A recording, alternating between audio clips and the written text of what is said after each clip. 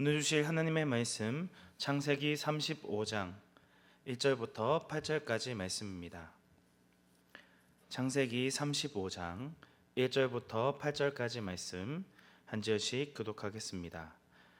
하나님이 야곱에게 이르시되 일어나 베델로 올라가서 거기 거주하며 내가 내 형 에서의 낯을 피하여 도망하던 때에 내게 나타났던 하나님께 거기서 제단을 쌓으라 하신지라.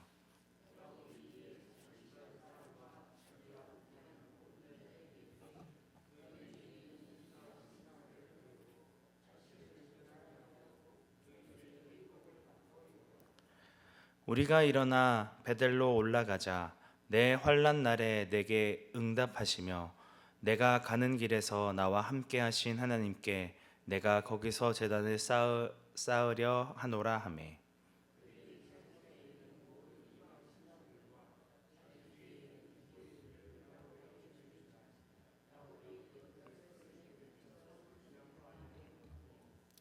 그들이 떠났으나 하나님이 그 사면 고울들로 크게 두려워하게 하셨으므로 야곱의 아들들을 추격하는 자가 없었더라.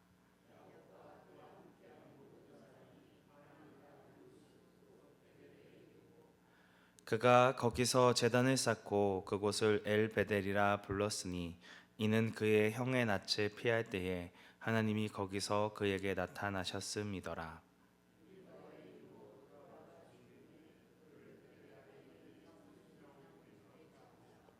그 나무 이름을 알론 바굿이라 불렀더라. 아멘.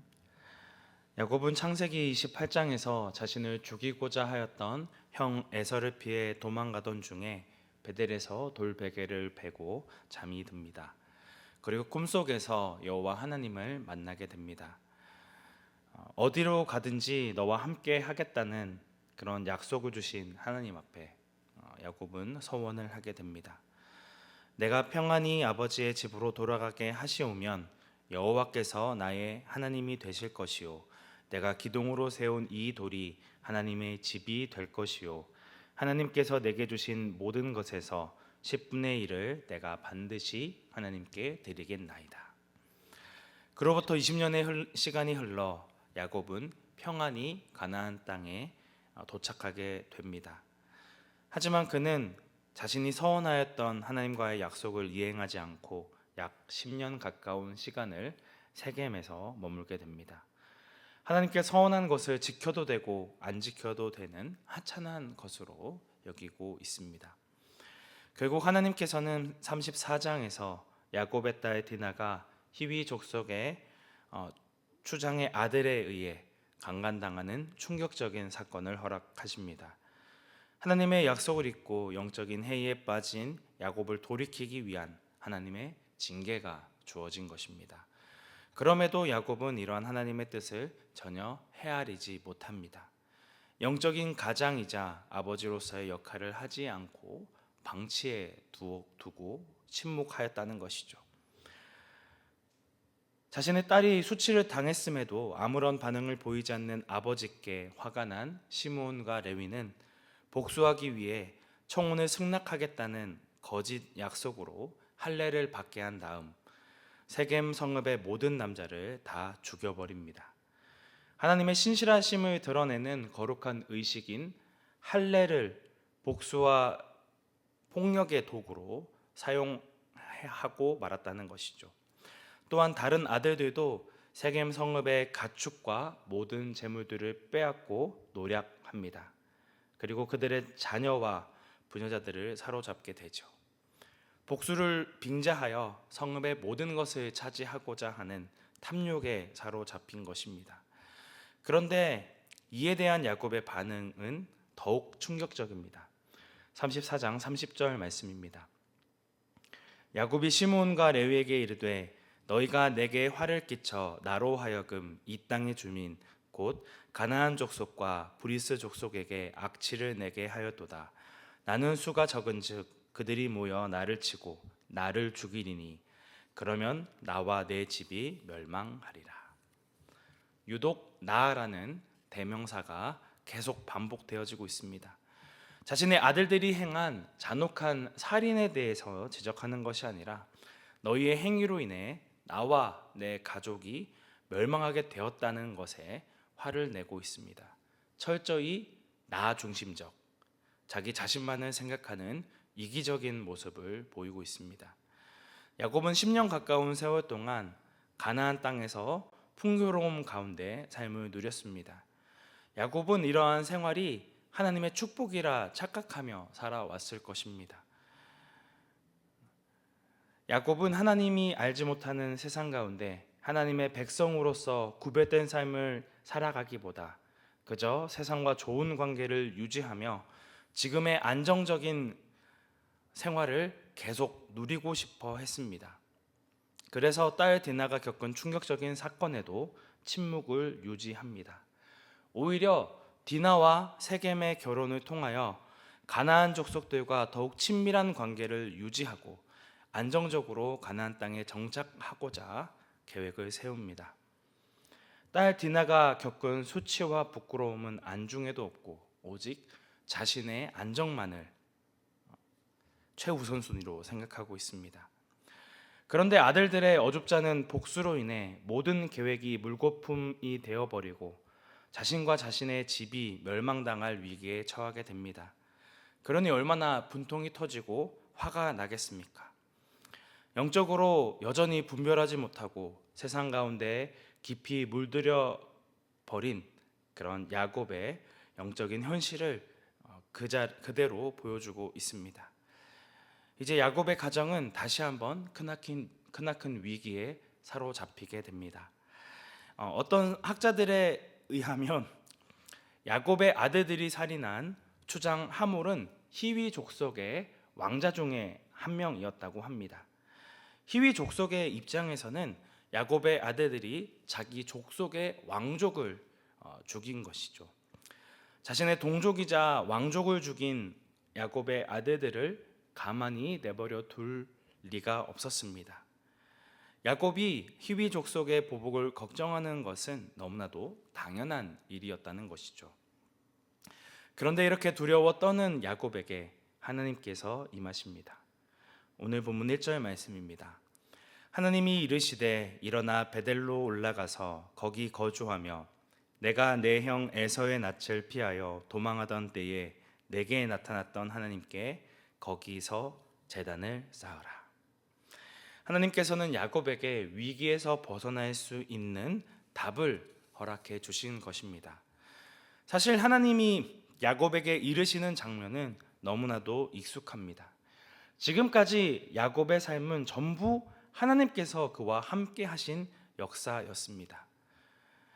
야곱이 하나님을 위해 무언가를 한 것이 아니라 항상 하나님이 야곱에게 말씀을 주시고 또 그를 움직이게 하십니다. 언제나 야곱은 수동적인 입장을 취하였죠. 오늘 본문의 위기 가운데서도 하나님께서는 동일하게 행하고 계십니다. 야곱이 자신과 자신의 가족들이 멸망할 것을 염려하고 있을 때에 하나님은 다시금 야곱에게 찾아오셔서 그가 살 길을 제시해 주고 계십니다. 이렇듯 하나님의 백성들에게 살 길은 오직 하나님으로부터, 하나님의 말씀에서부터 나오게 됩니다.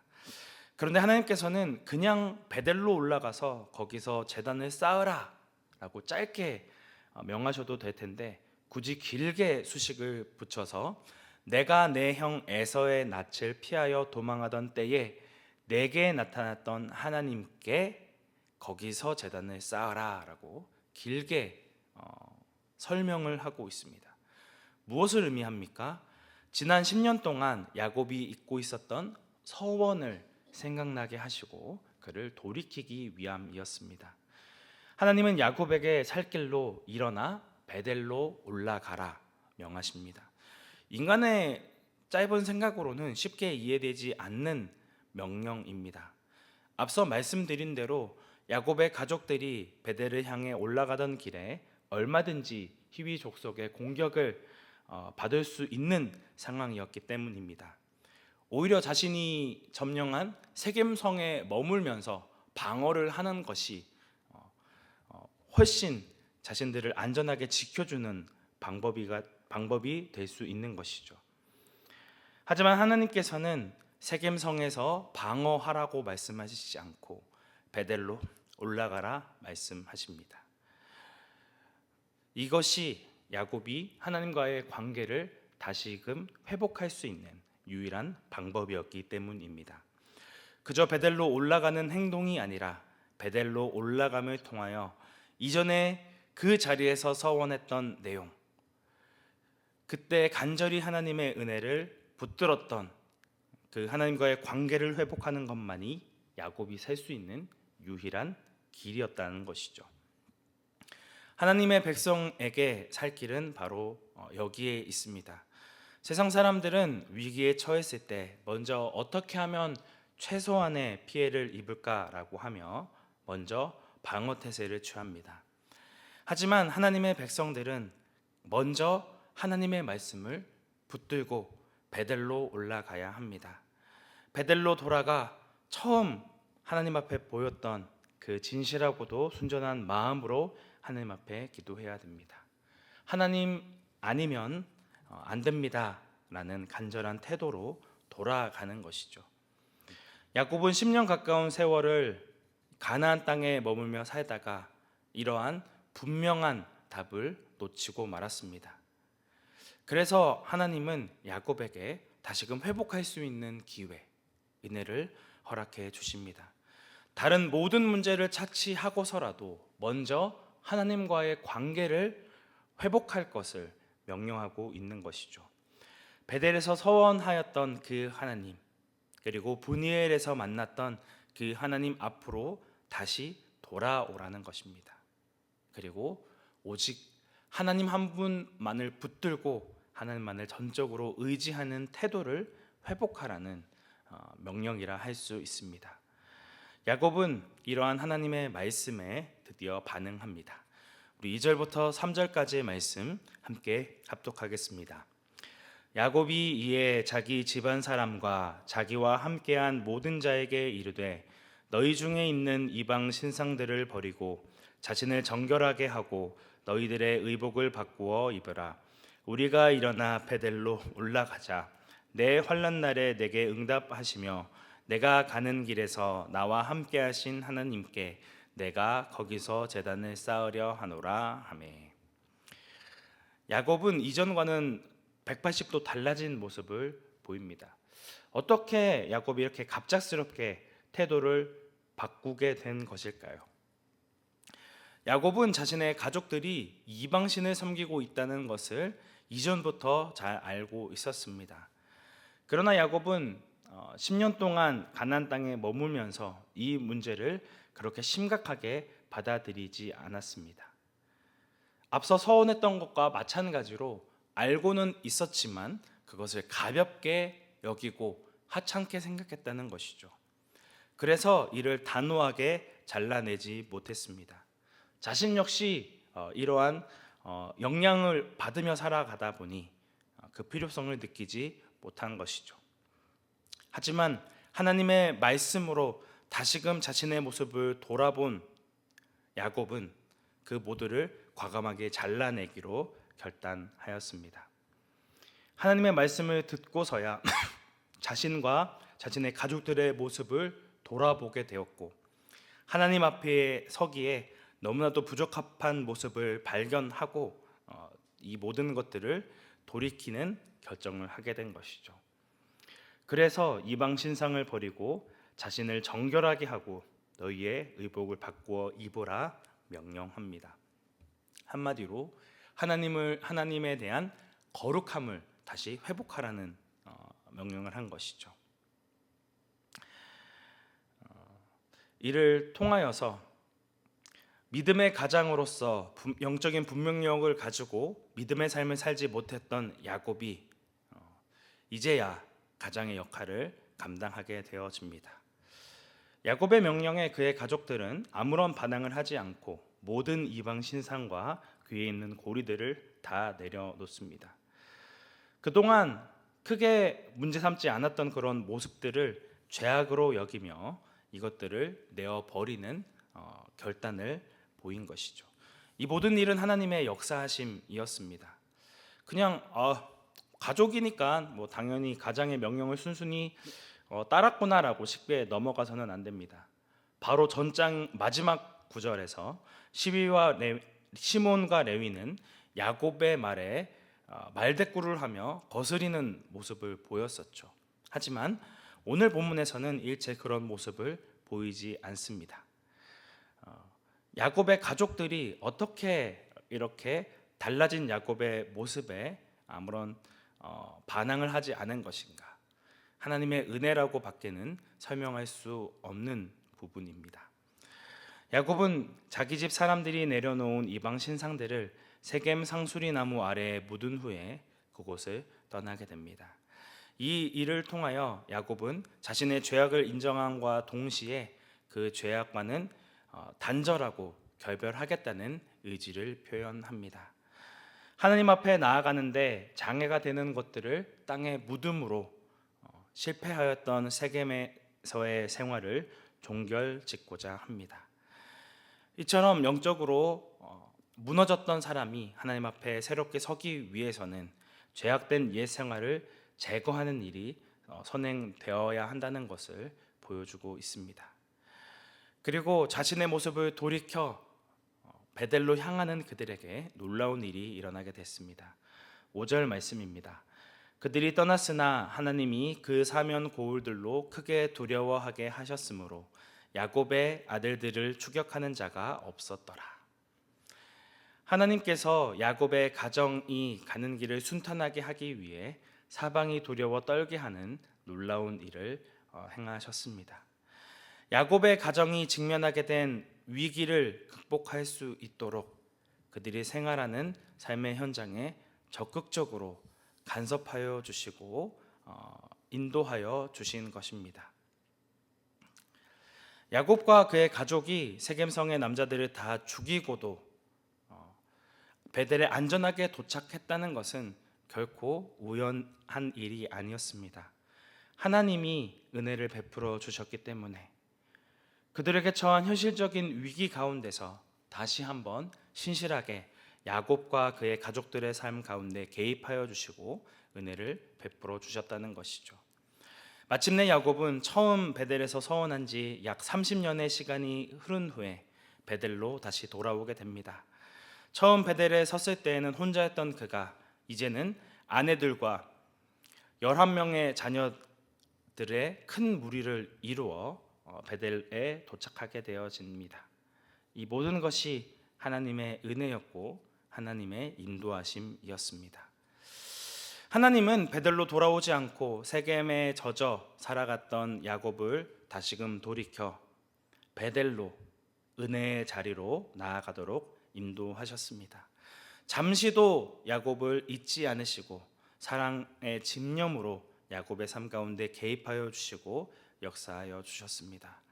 여전히 하나님의 약속을 우습게 생각하고 하찮게 여겼던 야곱을 이끌어 결국은 하나님 앞에 거룩하고 정결한 마음으로 다시금 베델의 자리로 설 수 있도록 인도하여 주신 것이죠.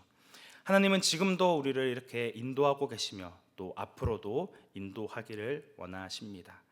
한 사람이 하나님을 알고 그 알아가는 일을 삶 가운데 적용하는 것은 저절로 되어지는 것이 아닙니다.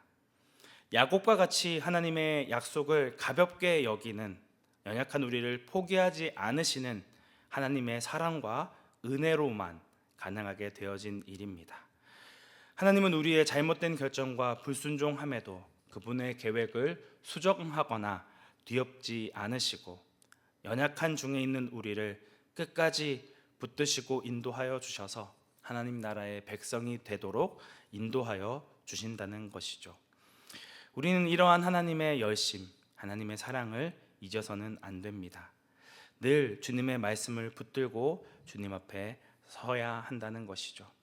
30년이라는 긴 세월이 흐른 이후에야 비로소 야곱은 자신의 인생 가운데 끊임없이 개입하셨던 하나님께 자신의 삶을 드리기로 결단합니다. 이제는 더 이상 다른 것을 의지하지 않고 하나님만을 붙들며 살겠노라 결단하는 것이죠. 사랑하는 성도 여러분, 현재 우리의 삶 가운데 어려움이나 위기에 처해 있습니까? 그렇다면 지체하지 말고 베델로 올라가십시오. 처음 우리가 하나님을 붙들고 하나님을 의지하였던 그때 그 마음 그대로 하나님의 은혜를 찾으며 하나님 앞에 전적으로 의지하십시오. 하나님이 아니면 안 된다는 그런 절박한 마음으로 주님께 부르짖은 것만이 우리가 살 길임을 인정하고 주님께로 돌아오는 우리 온사랑교회 성도님들이 되시기를 주님의 이름으로 축복합니다. 함께 기도하겠습니다. 은혜가 충만하신 하나님 아버지, 이토록 하나님의 약속의 말씀을 자신이 했던 서원을 우습게 생각하고 하찮게 여겼던 그런 야곱을 끝까지 포기하지 아니하시고 사랑으로 그를 붙드시고 믿음의 조상으로 세워 주셨던 것처럼 연약한 우리를 포기하지 아니하시고 여전히 함께 하시고 우리를 붙들고 계신 그 하나님의 사랑을 의지하며 주님 앞에 나아가기 원합니다. 야곱의 모든 삶 가운데 항상 함께 하셨듯이 연약한 우리의 삶도 신실하게 인도하실 것을 믿음으로 주님 앞에 우리의 모든 것들을 내어 맡기며 주님 앞에 나아갑니다. 은혜 더하여 주시고 함께하여 주셔서 우리에게 처해진 모든 상황 가운데 우리를 선하게 인도하시고 함께하여 주옵소서. 우리의 유일한 구원자 되시는 예수님의 이름으로 기도드립니다. 아멘.